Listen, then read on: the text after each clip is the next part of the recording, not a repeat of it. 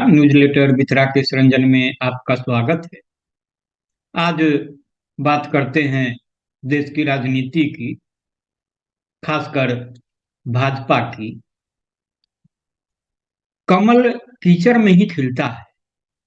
BJP ने न केवल इसको सैद्धांतिक तौर पर बल्कि व्यवहारिक तौर पर भी करके दिखा दिया है। पतित से पतित लोगों और भ्रष्टाचार के नाले में गोते लगा रहे नेताओं को जिस तरह से उसने प्रश्रय दिया है, देश की राजनीति में उसकी कोई दूसरी मिसाल नहीं मिलेगी। कमलनाथ तो कमल ही हैं। उनका तो सीधा बीजेपी से रिश्ता बनता है। वह केवल नाम से नहीं बल्कि अपने पूरे वजूद और पहचान के साथ उसके करीबी हैं। कमलनाथ नेता से पहले तक कारपोरेट हैं, हजारों करोड़ के मालिक हैं। उनके अपने चार्टर्ड विमान और जेट हैं जिनसे वह यात्राएं करते हैं, और पूजा पाठ भक्ति के दिखावे में वह किसी बीजेपी नेता का भी कान काट ले। मध्य प्रदेश के चुनाव में गली का कोई चुनाव दफ्तर भी बगैर पूजा पाठ के नहीं खुलता था, और खुद ऊपर से लेकर नीचे तक भगवा रंग में रंगे थे। तो देश के वरिष्ठ पत्रकार हैं महेंद्र मिश्रा। वे जन चौक के संपादक भी हैं। जन चौक के संस्थापक संपादक।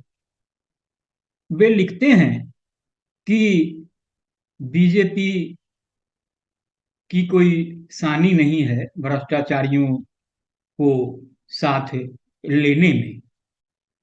वे लिखते हैं कि जिस समय बीजेपी बाबरी मस्जिद ढहाए जाने का गौरव गान नहीं कर पा रही थी, उस समय उसको गिराने का श्रेय यह सज्जन राजीव गांधी को देना नहीं भूलते थे। यह सज्जन मतलब कमलनाथ। और तकरीबन हर सभा में उसका जिक्र करते थे। तानाशाही इस स्तर की कि कार्यकर्ता और नेता की बात तो दूर, अपने हाईकमान तक को नहीं सुनने के लिए तैयार। लक्ष्मण की जोड़ी बनकर साथ चल रहे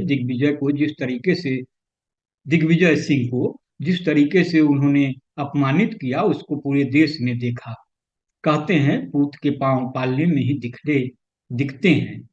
कांग्रेस में इनके प्रवेश का राजनीतिक चंदन सिख दंगों की अगुवाई के साथ लगा था, और यह बात किसी को नहीं भूलनी चाहिए कि इस दंगे में जितना कांग्रेसी थे, उससे ज्यादा संघी शामिल थे। इसलिए इनका भाईचारा वहीं से शुरू हो गया था। अनायास नहीं है कि सिख दंगे में शामिल सज्जन कुमार समेत तमाम कांग्रेसी नेताओं का संघ और बीजेपी के लोग घेरेबंदी करते रहे हैं, लेकिन कमलनाथ का नाम शायद ही कभी उनकी जुबान पर आता रहा, क्योंकि उन्हें पता था कि वह पहले भी साथ रहा है और मौका पड़ने पर भविष्य में भी उसका साथ मिल सकता है। और साथ न भी आए तो कांग्रेस में रहकर भी वह संघीय एजेंडे को ही आगे बढ़ाता है। इसलिए इस वैचारिक दोस्त से भला क्या दुश्मनी निभानी। और अब कमलनाथ अगर बीजेपी में आ रहे हैं तो सिर्फ शारीरिक स्थानापन्न है।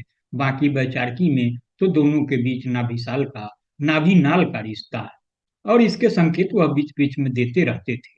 आपको याद होगा, लोकसभा चुनाव के बाद कमलनाथ अपने बेटे नकुल नाथ के साथ पीएम मोदी से मिलने गए थे, और दोनों ने साथ तस्वीरें खिंचाई थी। उस मुलाकात को लेकर ही विपक्षी खेमे में तमाम तरह के सवाल उठे थे।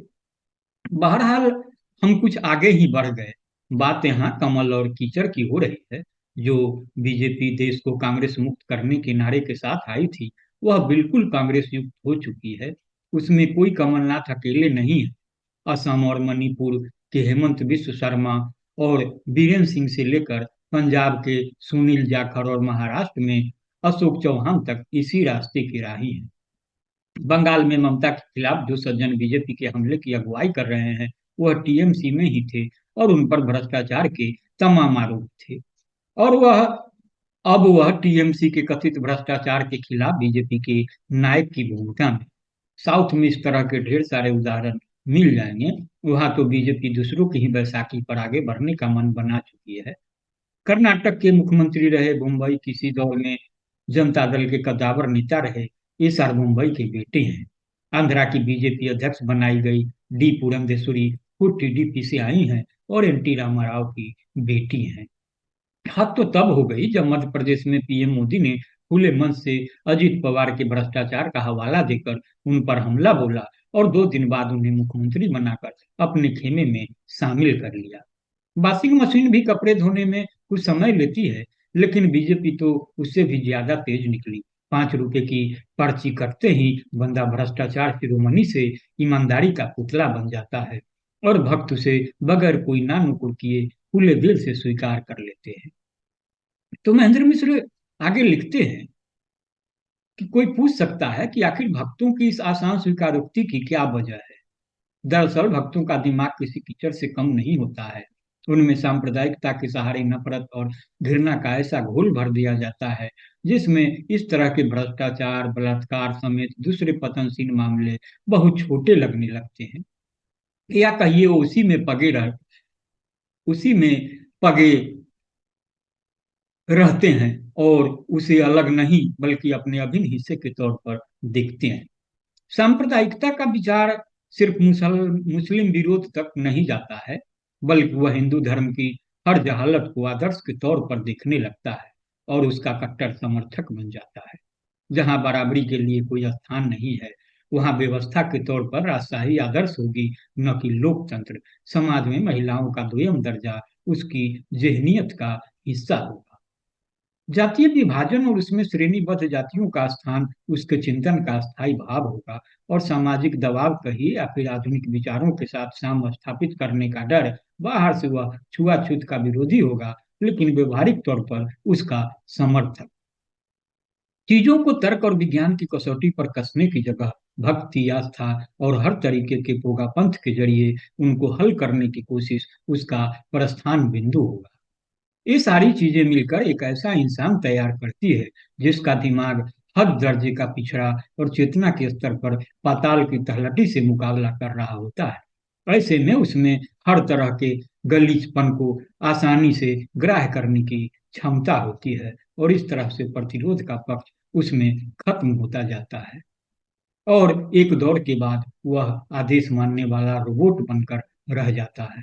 भक्ति की यह यात्रा इंसान को इंसान ही नहीं रहने देती, बल्कि उसके स्वतंत्र अस्तित्व को भी खत्म कर देती है।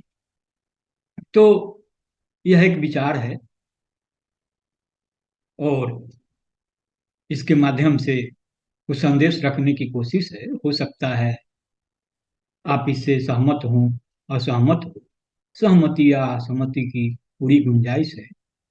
आप इसे सुने और गुने और प्रतिक्रिया से मुझे जरूर अवगत कराएं। आपने अगर अब तक न्यूज़लेटर मित्रा केश रंजन को सब्सक्राइब नहीं किया है तो सब्सक्राइब भी जरूर करें। नमस्कार।